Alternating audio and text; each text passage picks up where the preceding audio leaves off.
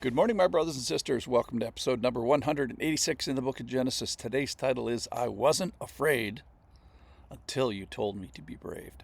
So one day in the past, I was facing a surgical situation, and a friend said to me, "Be brave." And to my discredit, I hadn't really thought about it much, and I didn't know to be scared until he said it. So I wasn't afraid until he told me to be brave. So, complications, risk, pain, etc. I didn't know that bravery was required.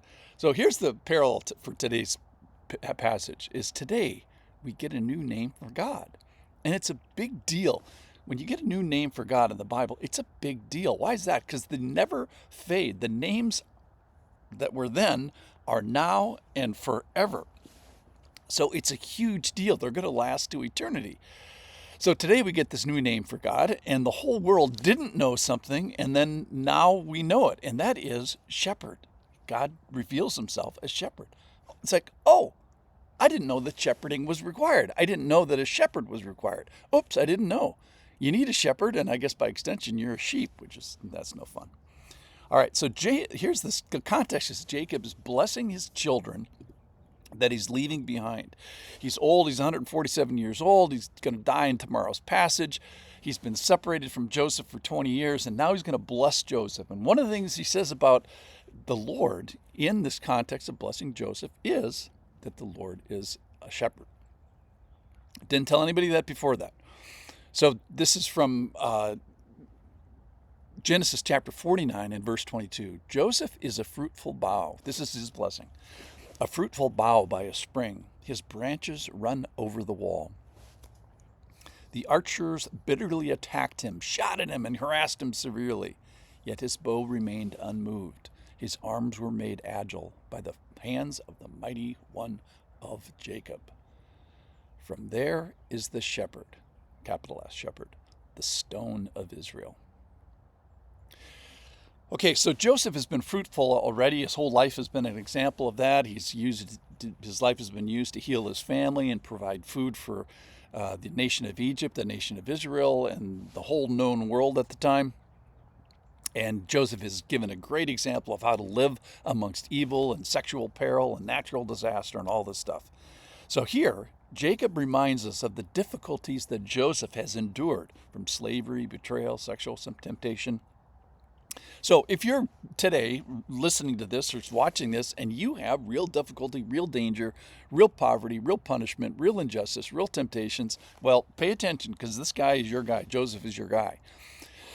Yet he was, Joseph had all these problems, and yet he was steady. And how was he steady? It says here that my hands were controlled by the mighty one of Jacob. So that's also a name for God, as the mighty one of Jacob. It's like Jacob saying, I'm naming God from my own experience. It'd be like me saying, hey, let's give credit to the mighty God of Michael. And he notes the Lord's particular aspect of strength like a bull. But the one I really wanted to get to today was this shepherding. From there is the shepherd, capital S. So shepherd is a new name for God. So his name is a distinguishing mark. It's so ingrained in Christendom that we might think that God, of all his names, this name was there from the beginning. But no, this was the first time that it's mentioned in here in the blessing of Jacob to his sons and specifically to Joseph. So think about that. You are a shepherd. And we have to think about it because it's durable. It's just as applicable today. God is a shepherd now, and it will be in the future. Even in Revelation, it says that for the Lamb in the midst of the throne will be their shepherd. So it's going to be forever. So it started a long time ago, and it's going to go on forever. So he's the shepherd today.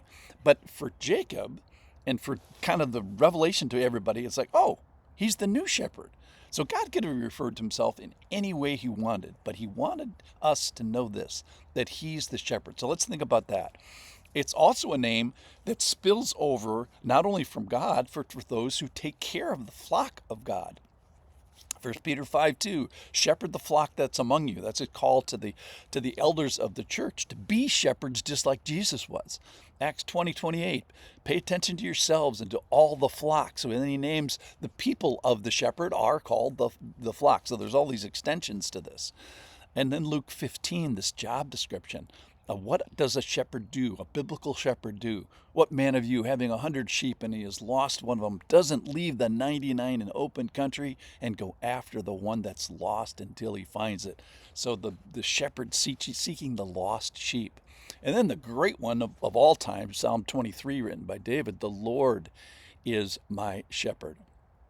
And then finally, this turboing of the concept of a pastoral shepherd to the sacrificial shepherd that Jesus does in John chapter 10, where he says, I am the good shepherd. The good shepherd lays down his life for the sheep.